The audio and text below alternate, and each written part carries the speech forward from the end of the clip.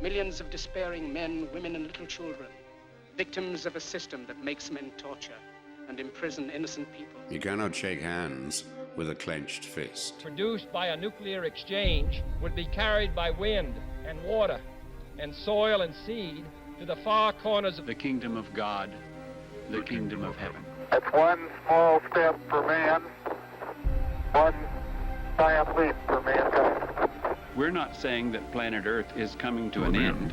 We're saying that planet Earth is about to be refurbished, spaded under, and have another chance to serve as a garden for another civilization. Most of the people in here are just your reflections. They're your mistakes. 1776 will commence again if you try to take our firearms. 1 million of the planet's 8 million species are threatened. You are what you repeatedly do.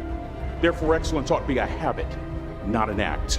Your lives and the credibility of the United Nations is at stake. Epstein didn't kill himself. The reason this is such an interesting time is not only because we're on the threshold of the end of this civilization. They're trying to take you out with bullshit. The experience of the past 2 years has proven beyond doubt that no nation can appease the Nazis. To those who can hear me, I say, do not despair. The misery that is now upon us is but the passing of greed, the bitterness of men who fear the way of human progress. The hate of men will pass, and dictators die, and the power they took from the people will return to the people.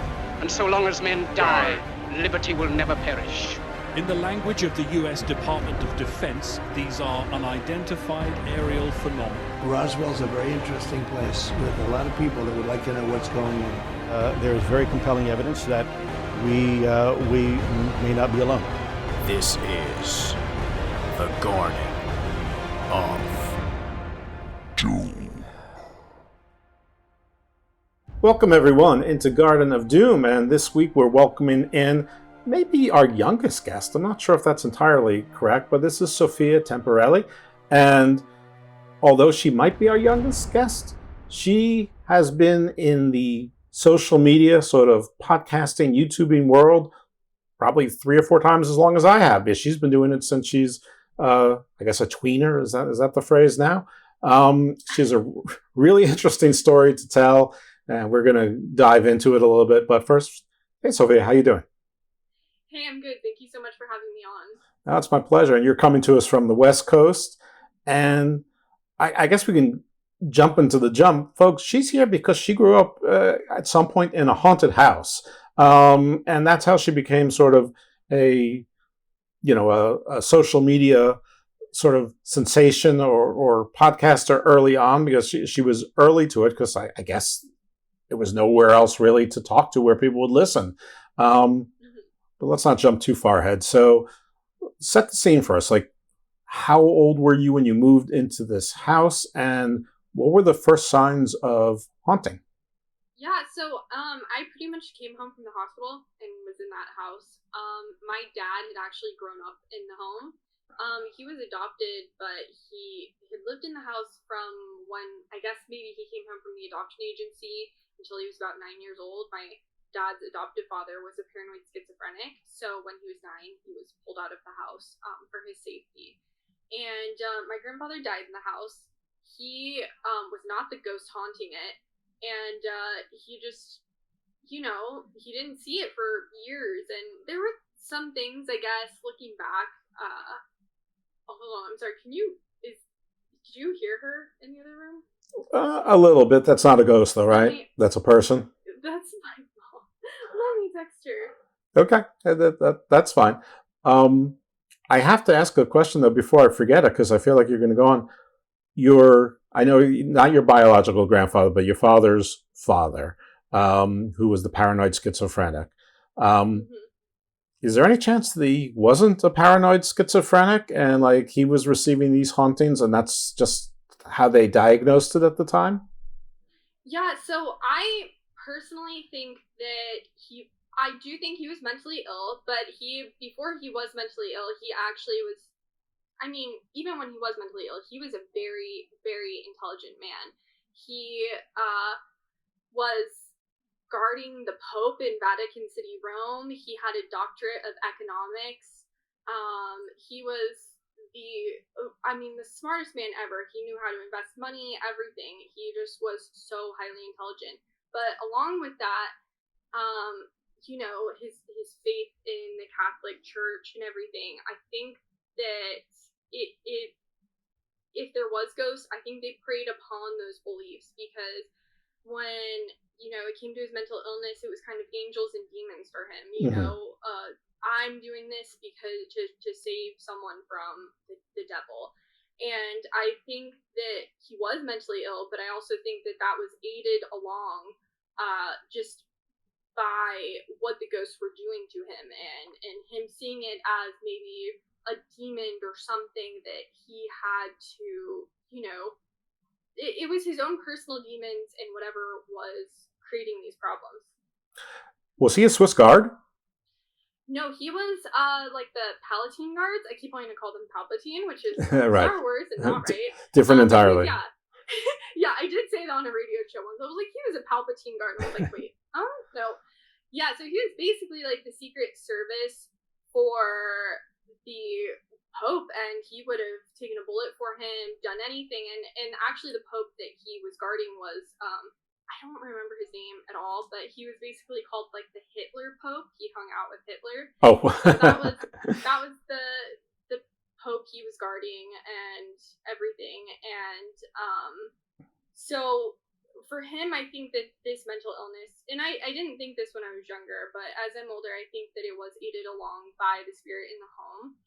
And so that's why my dad was pulled out. And after we realized it was haunted, like my grandmother, his adoptive mother, had even said that this neighbor had randomly come by and been like, "You have ghosts in your home," and she's like, "Oh yeah, okay, sure." And like they never thought anything of it. And this particular ghost was focused on women, so there was not my grandfather wouldn't have felt it unless it was preying on his mental illness. My dad wouldn't have. And when he finally got it after my grandfather passed away and my parents moved into the home, nothing really happened. Looking back, there were things that are like, okay, well, maybe that wasn't normal. Maybe that was so odd looking back. Like, they had the house blessed and the little chain on the door was swinging back and forth. And, after you realize the house was haunted, these things kind of start adding up into, okay, maybe there was stuff happening before we realized. And I started investigating in the paranormal when I was 8 years old.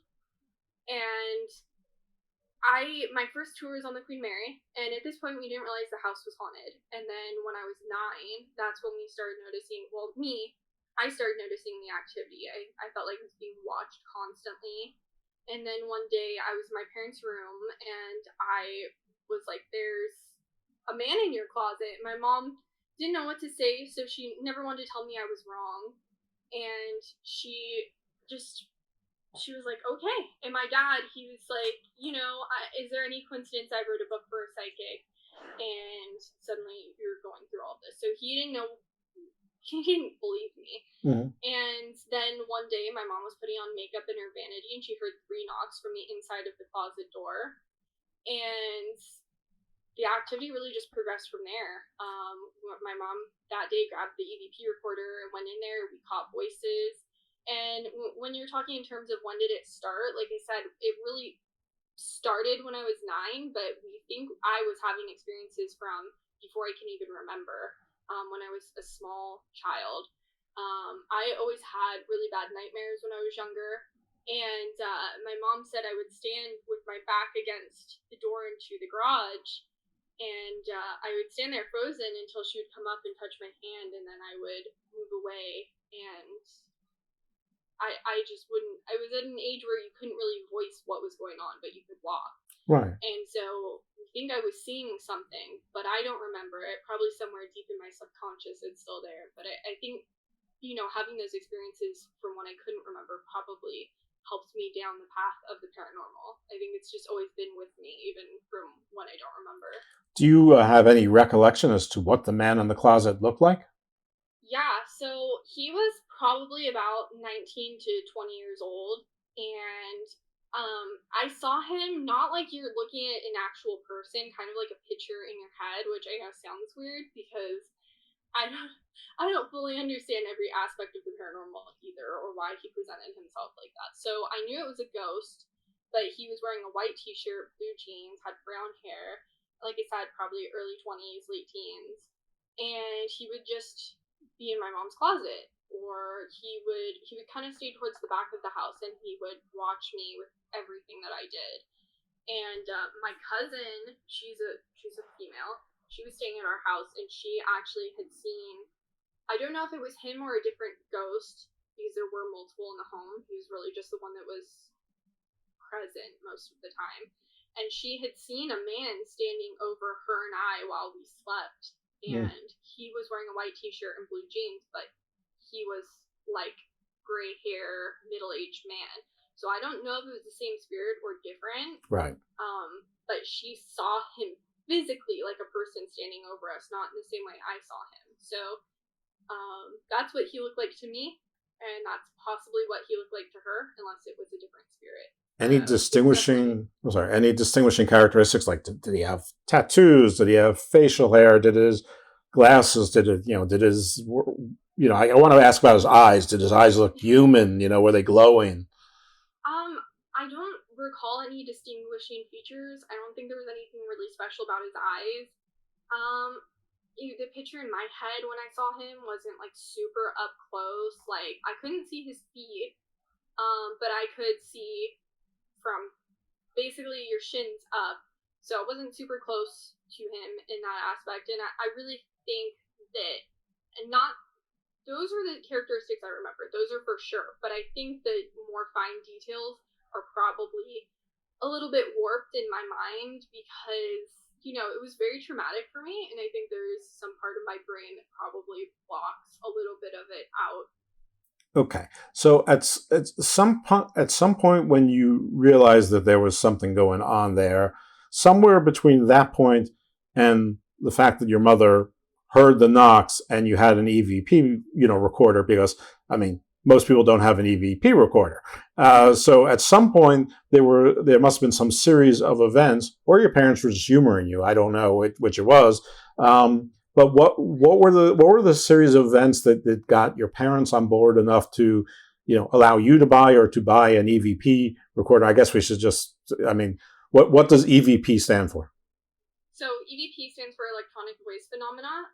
Basically, the belief in the paranormal is that ghosts speak at a higher frequency than the human ear can sometimes pick up. So you can pick it up on an audio recording, but maybe not with your own ear. So there wasn't really a series of events that allowed them to have me get one, or they went out and got one. Like I said, I started investigating when I was 8, and these incidences in our home started when I was 9. So we were actually already paranormal investigators at the time when we realized the house was haunted. My parents had always had an interest in like the supernatural and spooky stuff. When they were dating, they would watch the X-Files. They would watch Sightings with Peter James, which is a psychic. My dad co-authored his book. And for their 10-year wedding anniversary, they decided they wanted to do something different and super conventional, which is go on a ghost tour. Sure. And so yeah, they started looking around, and my mom found the ghost tours on the Queen Mary, which were hosted by Peter, which they admired and revered because of seeing him on Sightings back in the 90s. So they went on the ghost tour, and then I, for some reason, got really jealous. I'm like, why can't I go? So they emailed Peter and were like, hey, our 8-year-old daughter wants to go on this tour. Is it safe for her to go? And he said there's over 500 ghosts on the ship, and all of them are my friends. So they took me on the next tour. So they went on their anniversary tour in April. I went in May, and that would be Peter's final tour before he passed away.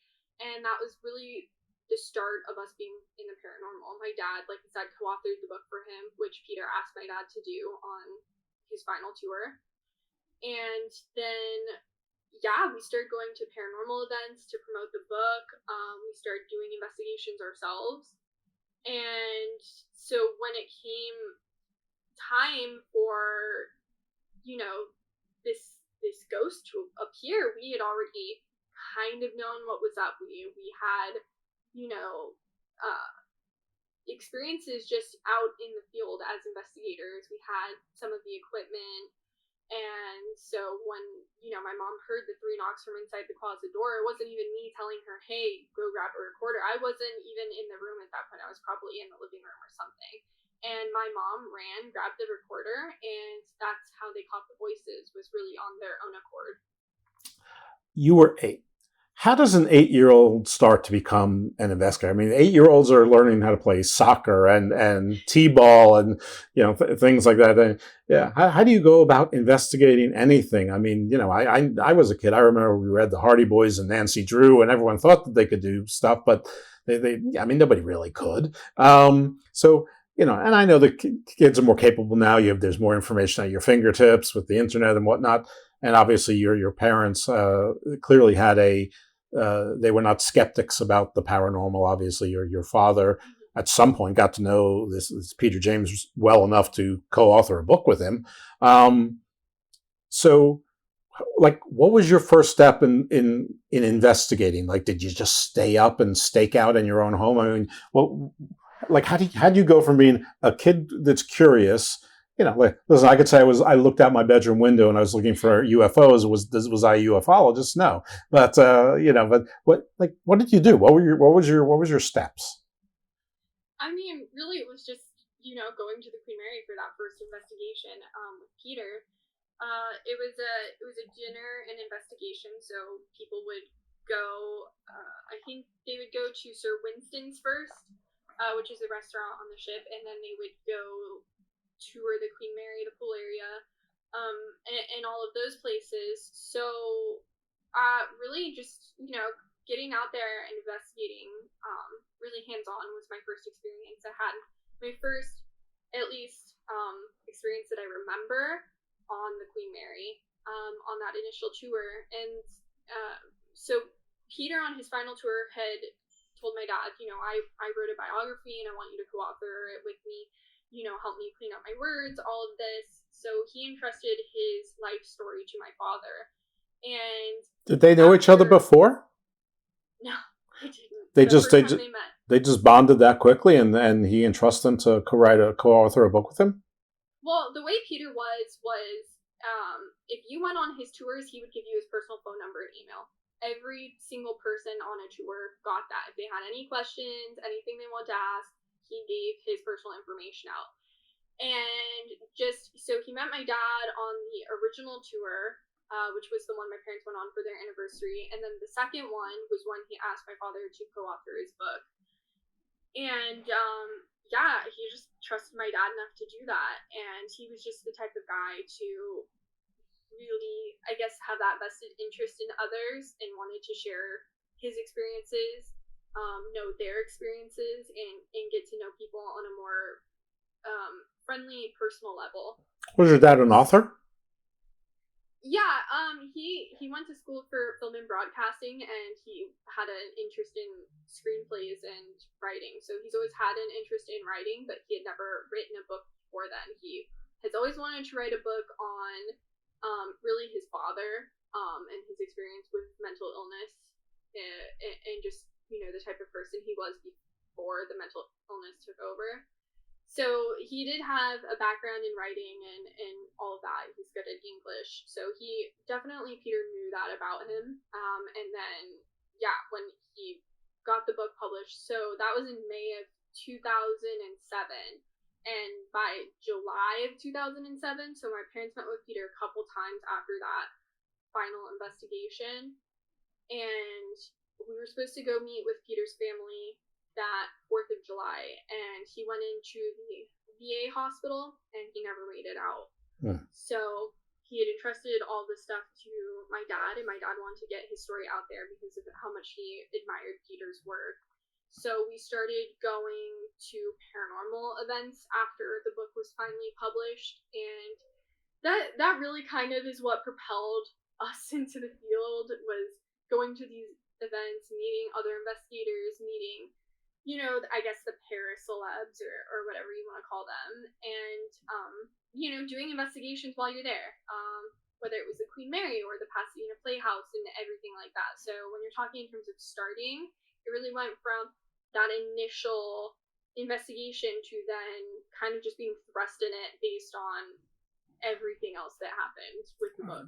Right, you were being trained through these excursions, and you were just using those same skills. And obviously, your folks were supportive, and/or your mom was, concerned enough when she heard those knocks on the door and she knew that nobody else was in the closet, or she thought she knew nobody else was in the closet. All right, so let's get into some of the hauntings, like what some of the experiences that you had. Let's get into the scary stuff, or I don't know, was it scary? I mean, it must have been, but you tell me.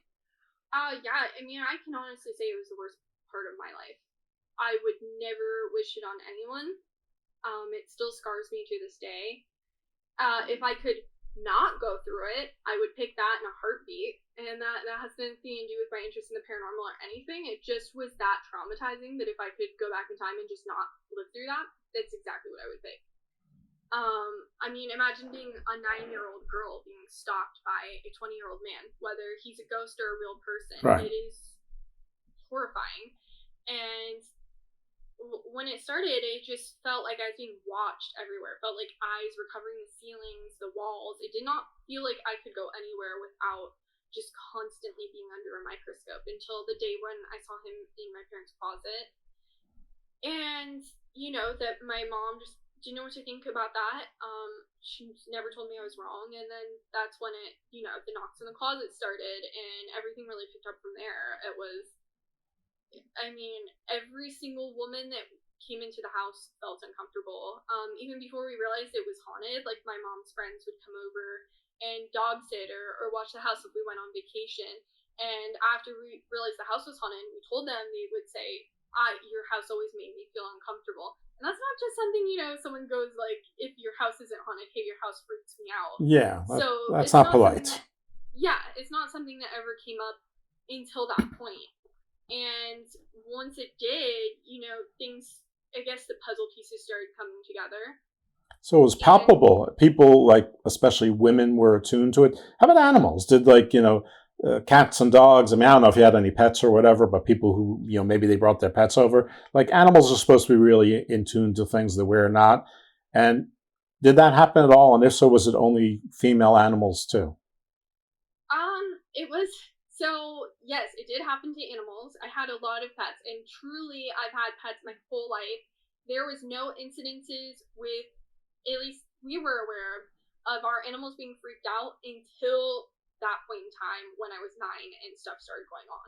Okay. So all those years we lived there, there was little things happening. Like my mom had a piece of metal thrown at her back, which is not like a little thing, but my mom thought it was her father being like, hey, stop encouraging your mom to go out and meet new men after he died. Looking back, we realized that was not my grandfather. That was the ghost in the house. And he threw a piece of metal 6 feet off of a ledge square into my mom's back. My dad saw it fly off the shelf and hit her, and they tried to recreate it, and the piece of metal would not go 6 feet. So it was stuff like that, but we didn't think it was, something out to get their attention. We thought it was just a family member being like, hey, knock that off.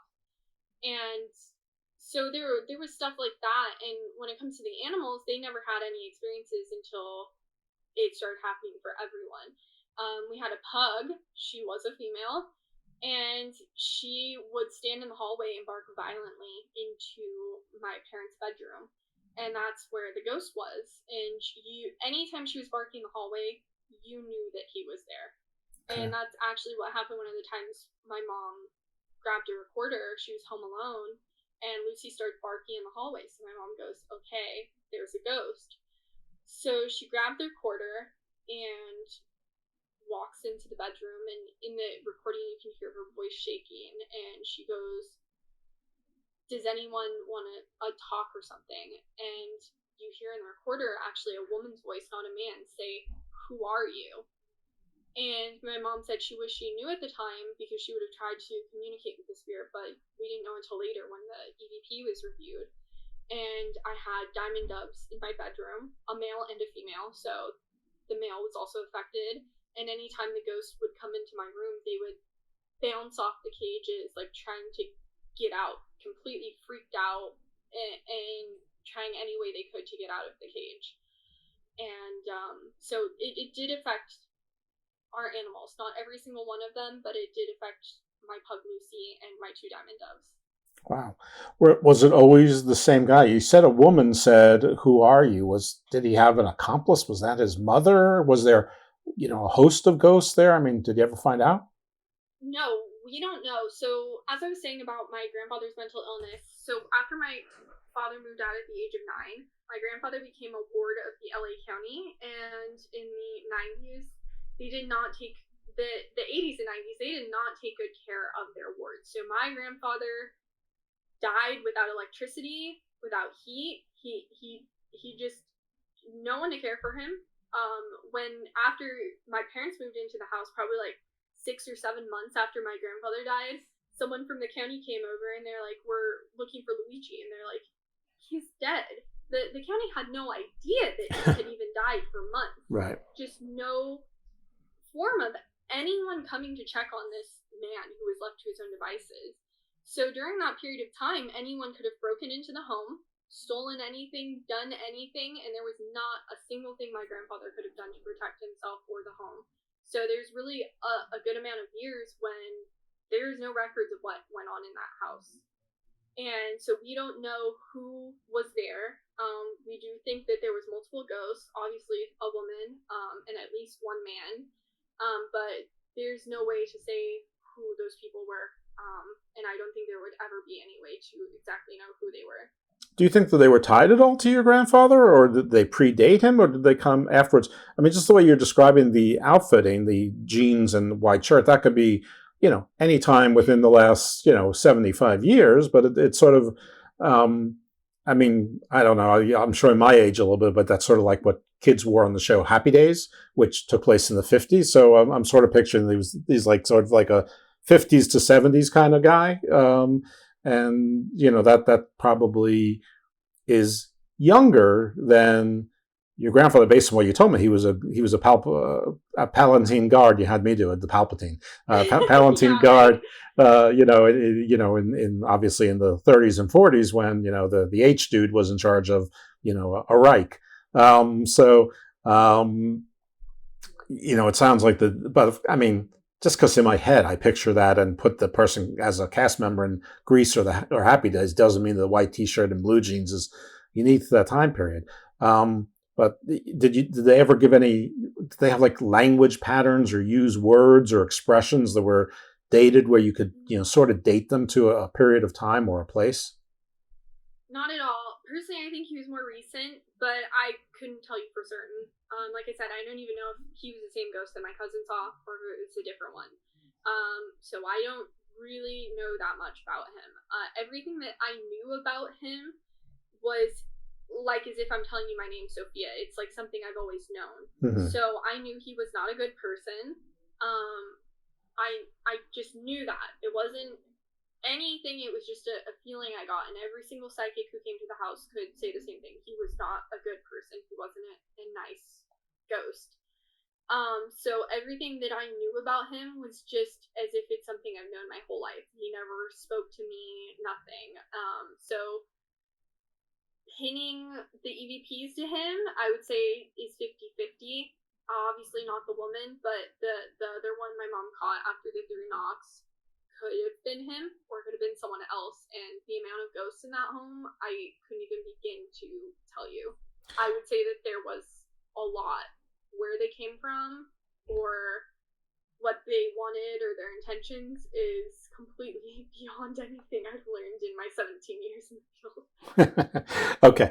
All right. So so you did these investigations in your own home. Did you ever call in, I don't know, psychics or whatever the modern equivalents would be of the cast of The Conjuring, ghost hunters or Ghostbusters, or did you reach out for any help?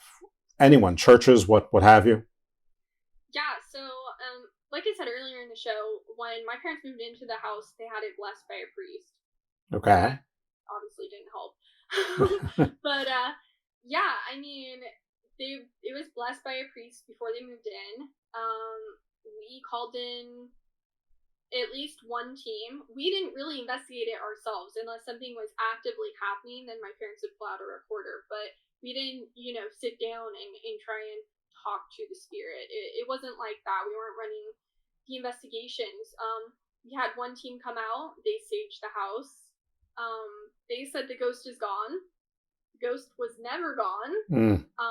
They blamed me, said I brought it back. I wasn't even interacting with this ghost. I wanted nothing to do with him. Wait, how they blame you? Like, how do they? I mean, first of all, how old were you at the time when this happened?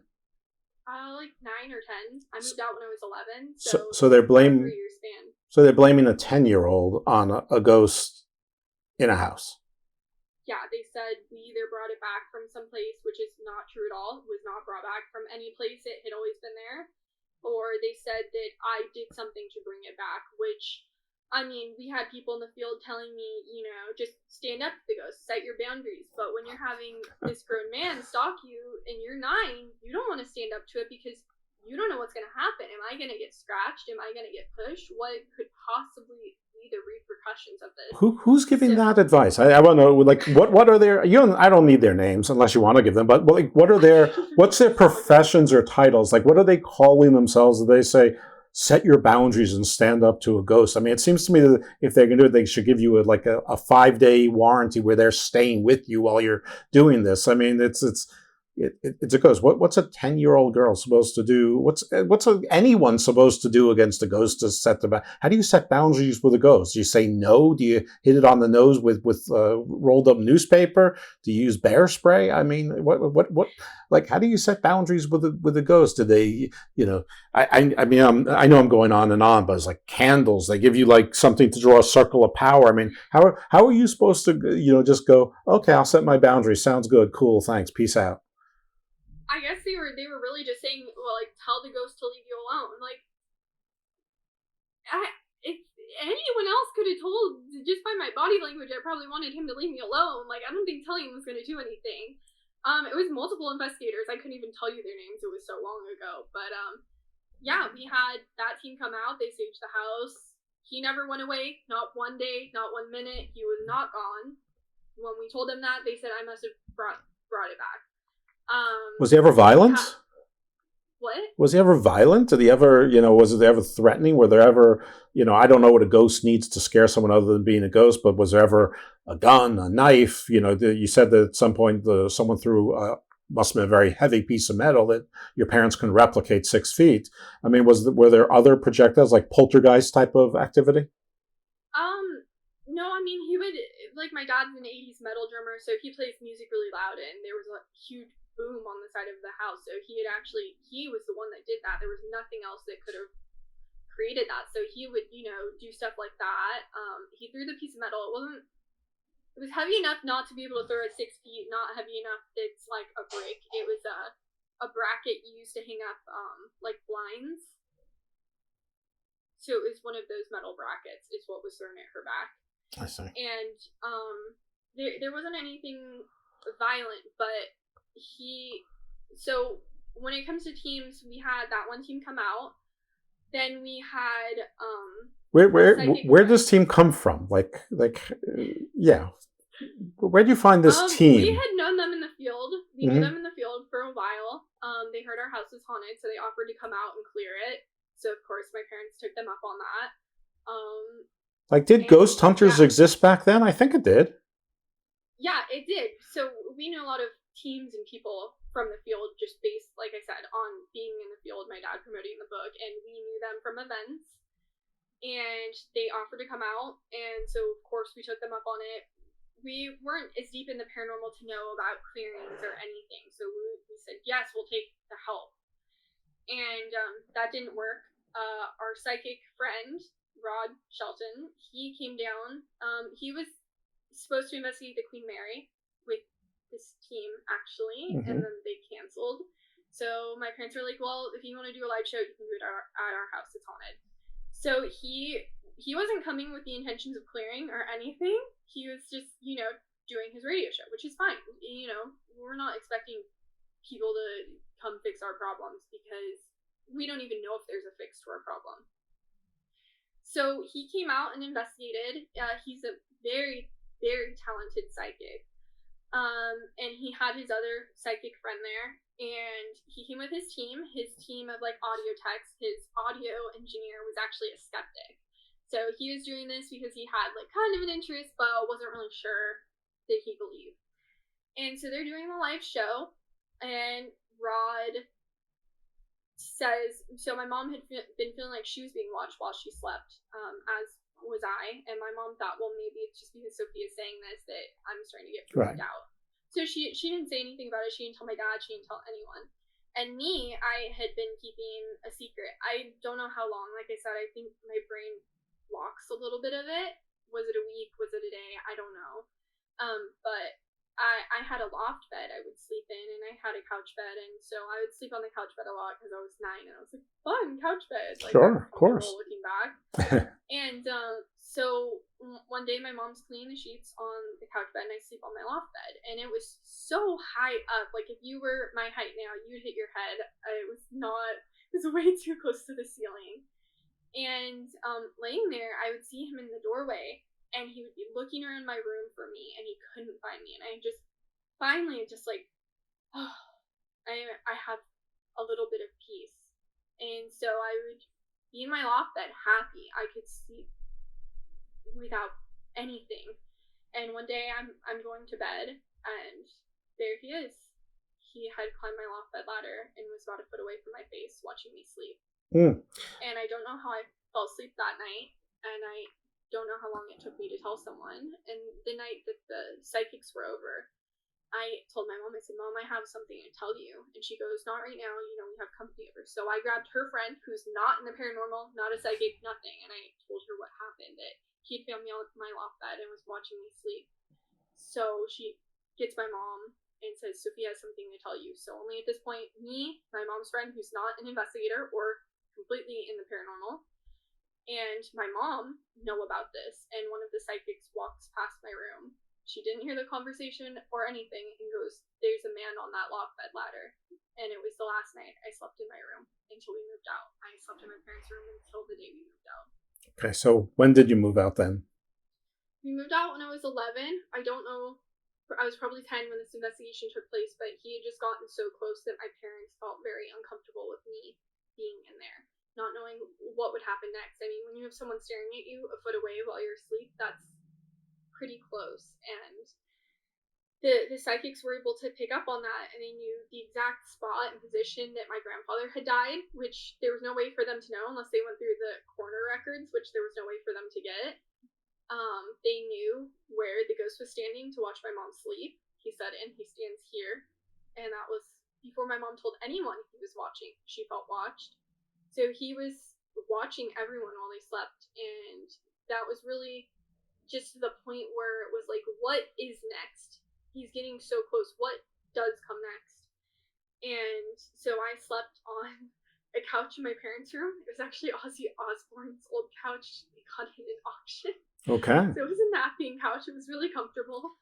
So I slept there. Sort of asking for trouble if you're sleeping on Ozzy Osbourne's couch. It was really comfortable. It was like down. It was the couch he took naps on. So yeah, that's pretty much how close he had gotten until that day. And one night my mom had actually told my dad, like I said, he's an 80s metal drummer, so he has the long hair and everything. So from the back, laying on a loft bed, he could look like a girl. Oh, sure he loves to hear that.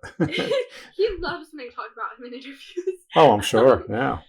Yeah, and so one night, my mom's like, well, why don't you go sleep on her loft bed? And so, like I said, this ghost was focused on women. He had not a singular experience, besides hearing the EVP recordings.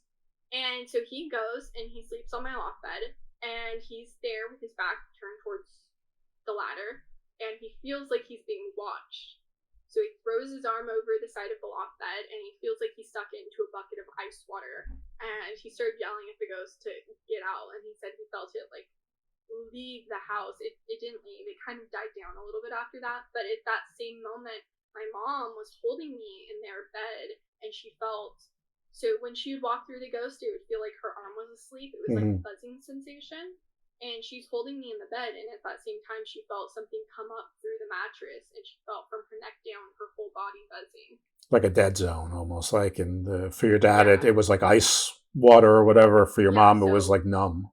While he felt like he was literally grabbing this ghost, feeling like ice water, she was feeling the ghost basically at her body, wherever her body was. So, I mean, it's interesting because the ghost for a while was fooled. The ghost did not know you were in the top bunk, basically, in the bed. And the ghost was fooled thinking that your dad might be a female because he had long hair. So while the ghost obviously had paranormal powers, he didn't necessarily have paranormal or preternatural senses. Like he was still sort of, he wasn't all-knowing. He wasn't omniscient. But anyway, obviously the end of the story obviously is that you couldn't find a way to combat it and you had to leave. So I assume your parents sold the house. Did you ever hear anything about the house since? Were the subsequent owners or anyone since have they continued to experience hauntings? So we didn't actually sell it. We had some external factors that were really the cause of us moving. Super lucky for those. But yeah, so we weren't the ones that sold the house, so we don't have any contact with people who moved in after. I don't know if it's an Airbnb. It might be. I couldn't even begin to tell you. I know that whoever bought it after the fact, I think was so the house was on the water near Ocean Avenue, like I said, but it was built in, I think, the 40s. So, I mean, it was a little run down. I mean, my parents had updated it, but like the wallpaper was like their aesthetic, so they kept stuff like that. So, I mean, definitely, if you were like a house flipping company, which I think is who bought it, they went like tore down the walls and made it open concept. Right, so the location was great. Yeah, so I think it got turned into an Airbnb. I'm not sure. But also that area had a lot of gay couples. So like if two men had moved in, I don't think they would have had any experiences. So depending on who actually moved into the home, or if but if it was two women, they'd have double the experiences. Yeah, that's true. So yeah, I mean, it's like really depends on who the people were that moved in, on whether or not they would have experiences or not. And again, like we had little bits of experiences before the haunting really got full blown. So if people had that, they probably would brush it off as well. Mm-hmm. I do know after we had moved out, like I said, there was a period of time the house was vacant, and one of our neighbors had actually seen a man hop our fence. Mm-hmm. And so he ran into the side patio to be like, "Hey, dude, what are you doing?" And he went in there, immediately following the man. There was no one in there. Nothing there. Yeah. It'd be interesting to try to find out if there was anything that happened afterwards, even if there wasn't, because, the ghost obviously haunted a place. It haunted this house for a certain reason. And, just, if they renovated it, I mean, who knows what a ghost motivation is? So if they renovated it, maybe that would not inoculate, that wouldn't be a cure, but maybe it would. Maybe it was the configuration. Maybe it was a certain room or certain traumas that occurred in that particular floor plan that once that floor plan was erased, I mean, it would just be interesting to go back and try to track it down. I mean, I know that you've probably moved on, would like to leave that way in the past, but you are a paranormal investigator. And I guess we should probably move on to that because you moved out of the house. You were at least, I guess 11, 12 years old at this point. And at some point you decide to turn this trauma experience into something that I guess you tried to turn into a positive, or maybe you were doing self-therapy or whatever. But what happened next? I mean, I don't, if you want to tell us where you moved, that's fine. And if you don't, that's fine too. But what were your next steps? Yeah, so when we moved out of the house, like you said, I was very lucky. I was very happy to put that behind me. And when you were talking about the house configuration and stuff, I don't know about that. I do know that the psychic that had come to the house knew where my grandfather died, all of that. Like I said, very good psychic. He felt that there was actually something buried under the floor in my parents' bedroom, like under the hardwood. So it's not like you could just go in there and dig it up. And my aunt actually had said the same thing, which is strange because she was not interested in the paranormal. She could sometimes pick things up, but she was like very scholarly, so she didn't necessarily believe in something that wasn't exactly tangible. But you have to go with the Sherlock Holmes method of, to get to the truth. You have to, anything that's not impossible is possible. Yeah, and well, the weird thing is, so like I said, it was vacant for a time. So when my parents moved in, it needed cleaned up. There were people genuinely coming in and out of the home. There was liquor bottles. The county tried to say that those were from my grandfather. My grandfather didn't drink ever, so they were not from him. So there were people breaking into the house. And one night, I was a baby. My mom was making me like a bottle, and she saw like a rat in the kitchen. So obviously, I mean, the house was still being fixed up at this time.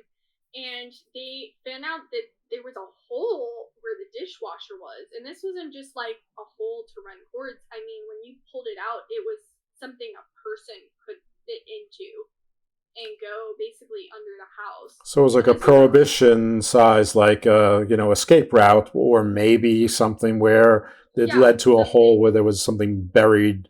Yeah, potentially you could bury something if you had went through the hole and it was big enough a person could fit through. And this wasn't a house where there was like a crawl space. We had a basement, like there were other places to put things. So it was very strange. That was never explained.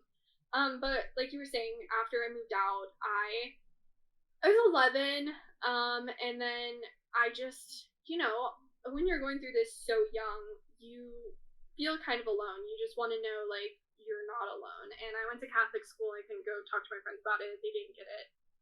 And so I was like, I want to start a radio show, which is like exactly what an 11-year-old thinks. Hey, I want to start a radio show to see, I was like, there has to be other people my age going through the same thing. And so I wanted to start a radio show to see if I could connect with them. And I did not find anyone my own age. Not super surprising because there was not kids in the paranormal. And, but yeah, I started my radio show based on that thought that I wanted to meet other people who shared my experiences. And yeah, here I am 13 years later. 13 years next month. So that's basically how that started. I continued investigating and started my radio show at 12. So from 11 to 12, I spent like probably 6 months begging my parents, and my dad was like, no, because like you were mentioning earlier, most kids are like in t-ball and stuff. I tried sports. I'm clumsy. It's not very safe for me because I can injure myself perfectly fine on my own. Nice. And yeah, it's great. I love it. And so I never really stuck with anything. My parents are like, no, you're not going to stick with this. This is going to be like the martial arts the jujitsu you did for one day. Right. So I kept pestering them, and like I said, my dad he co-authored a book for a psychic. So Rob Sarek at liveparanormal.com had been asking him if he wanted to do a radio show, and my dad's like, no, I don't want to book guests. I don't want to write questions. I don't want to do any of this. I don't have time. And it just got to the point where my dad's like, okay, fine, I'll ask him. So he wrote Rob and said, look, I don't want a radio show, but my 12-year-old daughter does. And Rob said, okay, we'll try it out. And my dad ended up doing everything he didn't want to do, which was writing questions and booking guests, because I was 12. And 13 years on air, we found the one thing I stuck with. Well, who was your first guest? So my very first guest was Dr. Hans Holzer's daughter, Alexandra Holzer. And like I said, we met so many amazing people at these events. So after Alexandra, we had like the Booth brothers, we had Debbie Constantino from Ghost Adventures. We were so lucky. There were so many nice people who had met us at events and were happy to come on my show. But my very first guest was Alexandra Holzer. Who's like your biggest guest? Who was your biggest get that you didn't think you were? I mean, obviously you had sort of a leg up in that from the conferences and whatnot, and probably had a little bit of a leg up. You probably didn't realize it at the time, but being 12 or 13, that's sort of a novelty. It's like, yeah, we'll go on this kid show. It's like, why not? But like, who is your biggest get?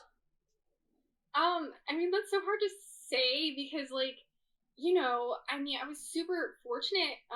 When I was probably about 15, I would say, Travel Channel started booking guests on my show, so we were getting, the cast of the Holzer Files. We were getting Amy Allen. Well, we met her at an event, so that's how we got her. But we got Amy Allen, Destination Fear. We were getting like tons of people from the TV shows through that. So I was very fortunate in that way. I would say the guest that I was most excited about and shocked to have gotten was Globesell Green from YouTube. For people who don't know, you probably have seen her video, The Cinnamon Challenge. She was the woman who ate cinnamon with a ladle. Yum. She had done a ghost hunting video with Ariana Grande, and she had an interest in the paranormal, so I had her on. Oh, she couldn't bring Ariana Grande on with her? She did not bring Ariana Grande on with her. Like her, I know. Yeah, so she had done an investigation with her. So I had gotten her on. I would say this person was not a guest. They've never been a guest, because a lot of people think that. But Zach Baggins, we saw him at an event, and he actually cut an audio bite for my show. So at the beginning of the show, you have, "Hey, this is Zach Baggins from Ghost Adventures, and you are listening to the ghost host of Via Temporelli on liveparanormal.com." And Zach doesn't do stuff like that. So I would say, even though he wasn't a guest, he was like the biggest get of, getting someone that really doesn't do this stuff, and was kind enough to have cut an audio bite for my radio show. Well, is he still holding on to that ring of power from his uncles, Frodo and Bilbo? Oh my god.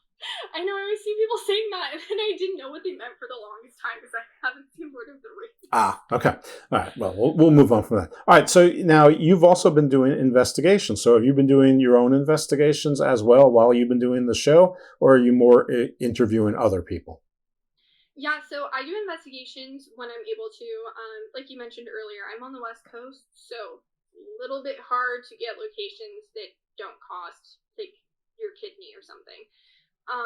So yeah, I mean, you only need one of those. You only need one. You do only need one. I would like to keep both, though. All right. It's better to have a backup. A little selfish, but okay.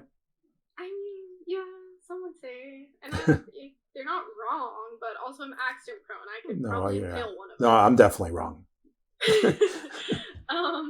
But yeah, I mean, I investigated Tombstone, Arizona, the Pasadena Playhouse, the La Prisma Mission in, I think that's Santa Ynez. Have you ever encountered a ghost that you don't think was human? And I don't mean like alien or an angel or a demon. I actually mean like animal. I have a theory, and I'm sure I'm not the only person that has this theory, but I'm the only person I've heard say it. But since I've seen it sort of in other places, anyway, they're like cryptids and things like Bigfoot and whatever. They're not actually out there. The people are maybe seeing ghosts of megafauna or other versions of hominids that existed before, or even like a pterodactyl, and that's where they're seeing like a dragon or whatever. Why is it only humans that die in some sort of trauma or with pain that end up haunting a place or a person? Why wouldn't it be the bison who were like herded off a cliff and died in one of those death pits? Why wouldn't one of those a mega bison be a ghost? So anyway, that was a long-winded way of talking about my silly theory again, which maybe isn't so silly. But to ask you, have you ever? I mean, people have talked about ghost dogs, ghost horses. I mean, one of the oldest stories is the big hunt or the wild hunt, and there's ghost dogs and ghost horses in it. So why not other ghostly animals? Yeah. So to answer that question, I have not seen a ghost bison. That would be super cool. I did see the ghost of my dog after he passed away. In my former home, my room was getting redone around the same time, and a piece of furniture had been delivered. So I ran home from school to go see it, and I saw the butt end of my Labrador Retriever with his tail wagging, sticking out. And I wasn't thinking about him or anything, He'd been passed away for about a week or two.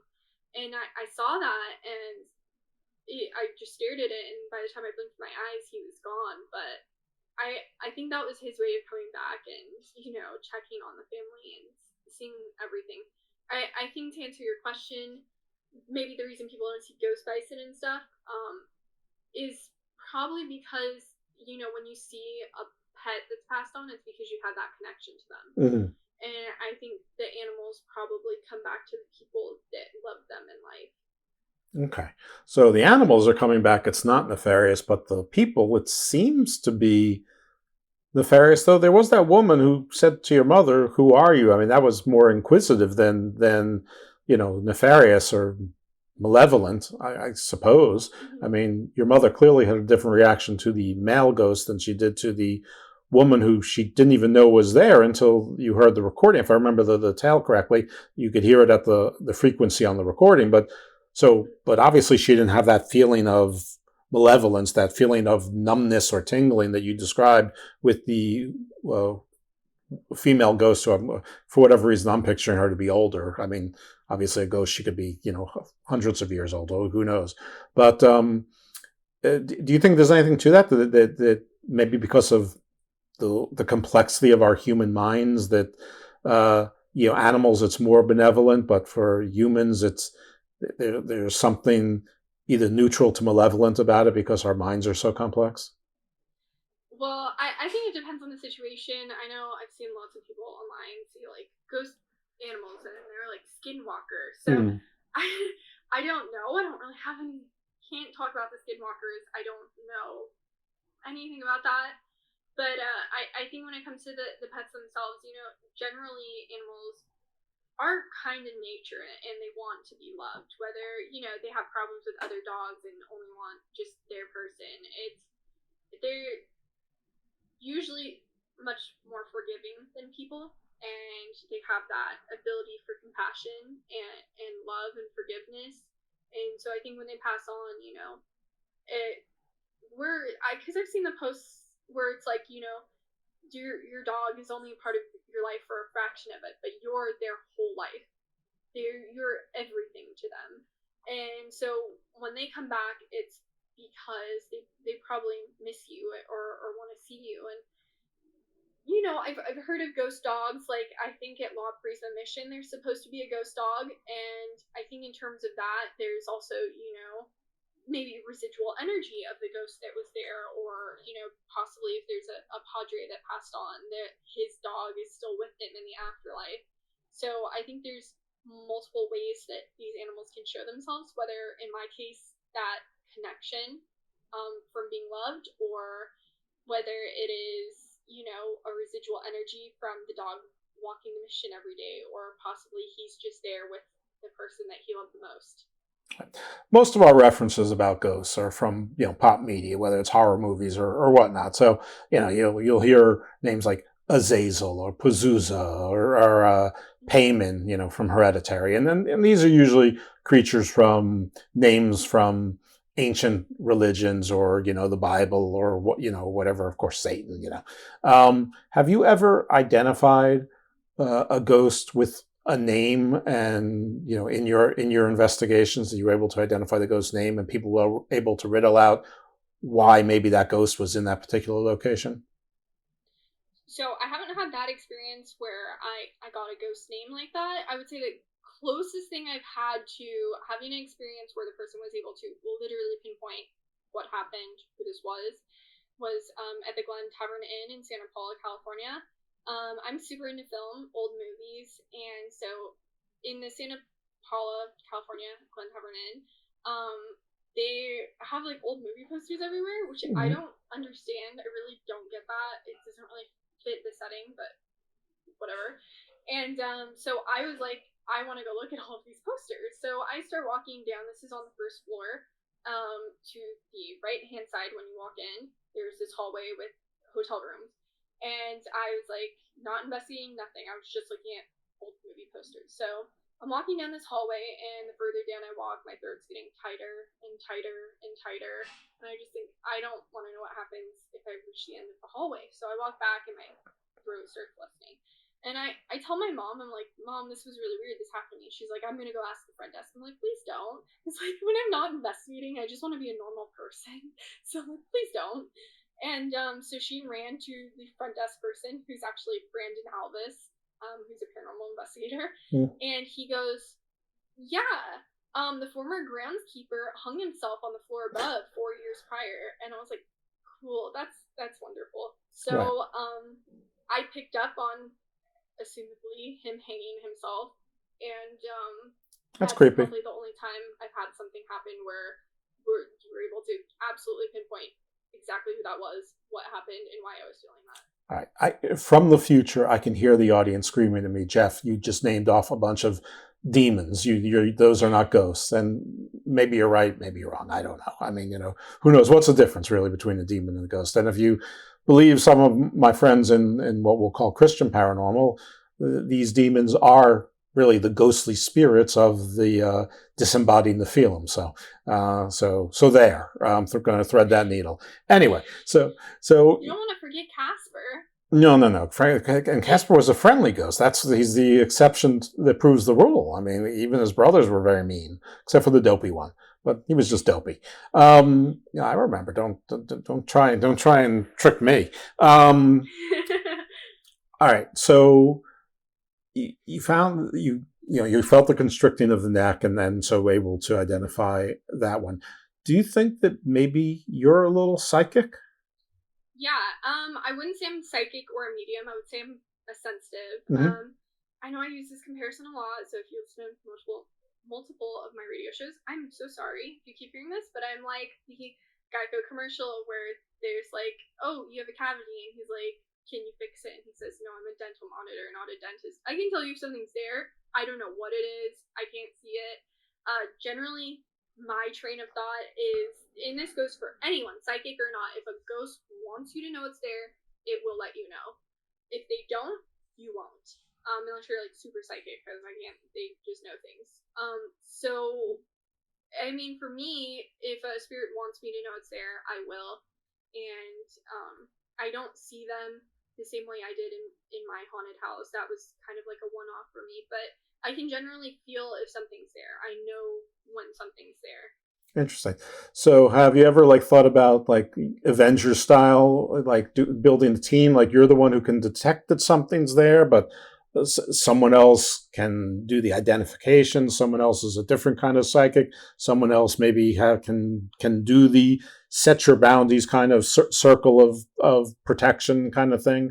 You ever like the X-Men or something, but for paranormal.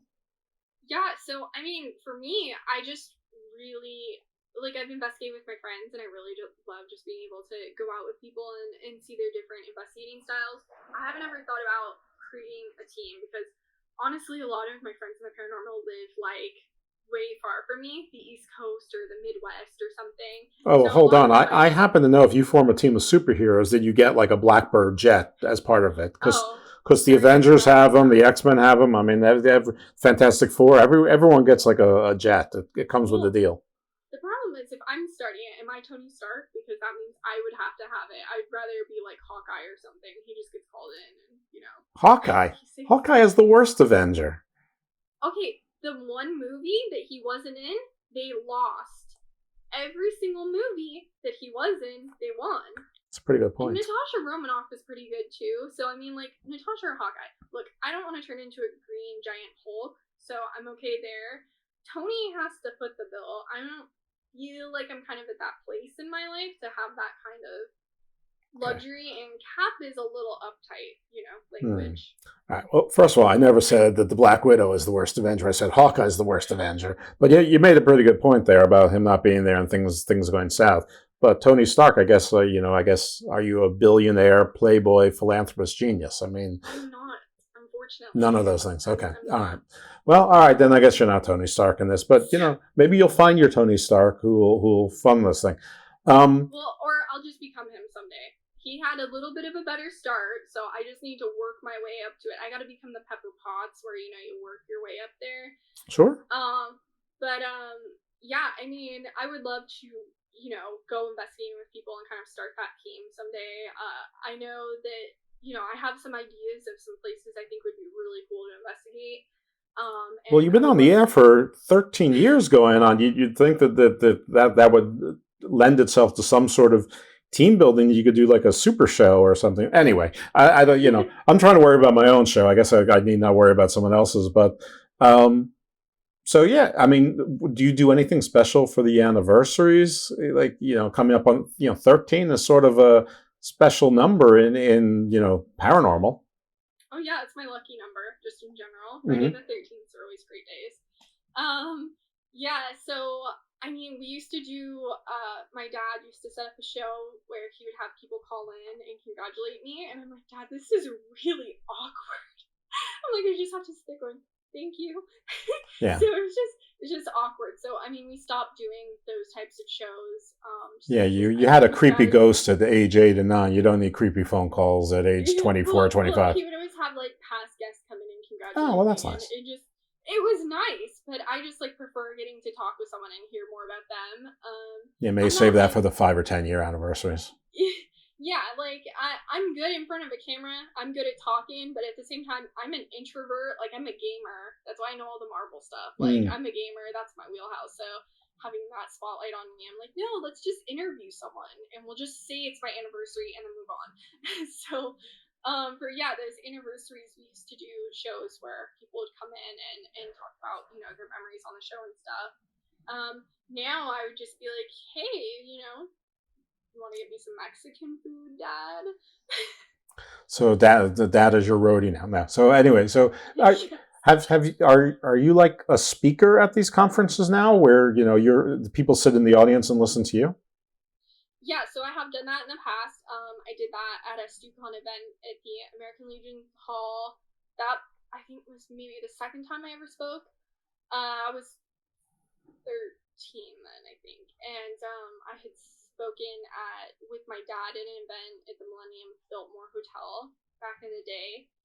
So I've done it at a few events. I'll actually be at the OC Paracon in October. Down in Fullerton, California, so I will be a part of a Women in the Paranormal panel. So I am getting asked to speak at events. Great. But I'm not like a public speaker. Like, well, I don't know. They seem scarier than ghosts. Like having like 30 people stare at you, that is horrifying. They're not. People aren't. Yeah, I mean they can be, but it's not scarier than ghosts. Well, this is good practice for you, so you're welcome. Thanks. Right. Yeah, no problem. Okay, so aside from that conference, where can people find you, and where can they find? Are you doing the one show? Do you have multiple shows? Yeah, so recently I was actually a part of Groundbreaking Women on the Fringe, Groundbreaking Women in the Paranormal. It's a book by Marie D. Jones, Denise Agnew, and Nicole Strickland. So you can find that and my story of my personal haunting on Amazon. I was also in Ghosted Magazine. They did a featured article on me. Like I said, October, I will be at the OC Paracon. I'm going to be on some other radio shows upcoming. You can find out all of that information and more. You can check my Twitter at Ghost Host Show. That's the show's Twitter. At Sophia Temporelli. Instagram at Sophia Temporelli. Facebook, the Ghost Host Sophia Temporelli like page. YouTube, you can see some of our past shows, the Ghost Host Sophia Temporelli on YouTube. You can also listen to the Ghost Host Show every Saturday on myparanormal.com. You can listen to it archived or live on Blog Talk Radio, iHeartRadio, Spreaker, and I think I said iTunes Podcast, but iTunes Podcast and like a bunch of other places. All right, excellent. Is there anything that I absolutely should have asked you or should have covered that we didn't get to? I don't think so. I mean, you're great at your job. You got me to talk about Marvel, so this is already 10 out of 10. All right, well, there you go. Perfect. All right, so on a paranormal podcast, I got her to talk about Marvel, so good. Bully on me. All right. Sophia, it was lovely meeting you. Traumatic, childhood, but you've turned it into something positive, and who knows? It seems like it's a career of sorts and something that you're passionate about. So that's really pretty cool. And you have you're 25. I know that you feel like that's old. You said back in the day earlier, but I didn't even say that. I didn't even say I feel old, but you picked up. But I always tell my mom, I'm like, oh my god, I'm so old. She's like, you're 25. Stop being dramatic. Well, you've hung around with ghosts, so you've got the burden of millennia on your shoulders. But yeah, she's like, you've been doing this so long, that's why you feel that way. I'm like, oh, my knees, my back. Okay, yeah. So that maybe that's just the klutziness you were talking about earlier. No, it is. All right. Well, maybe take some ballet or something. I don't know. I have no good suggestions. I take some Aleve. Oh, that's even better. Okay, that's all right. That's the lazy way out. It's and which is entirely consistent with me. So that's terrific. All right. Well, great luck. It sounds really interesting, and hopefully, maybe this team thing happens. And and if you do identify a ghost and it turns out to be a demon or like a megafauna or a dinosaur of ages past, you'll maybe let your old pal Jeff know so that I can validate my theory and get my Nobel Prize or whatever the equivalent is in the paranormal / parascience, and we'll go from there. All right. Absolutely. Excellent. All right. Thank you so much for joining us. Do you have a song that sort of reminds you of this sort of theme and milieu that you'd like as your outro? Oh my gosh, I can't think of anything right now. I'm just like going through my playlists and they're all just like 90s R&B. That's not very helpful. No, that's not a very scary house or whatever. I'm thinking of So I Was a Teenage Ghost Hunter as the title. Something like that. I'll find something. It's all right. Okay.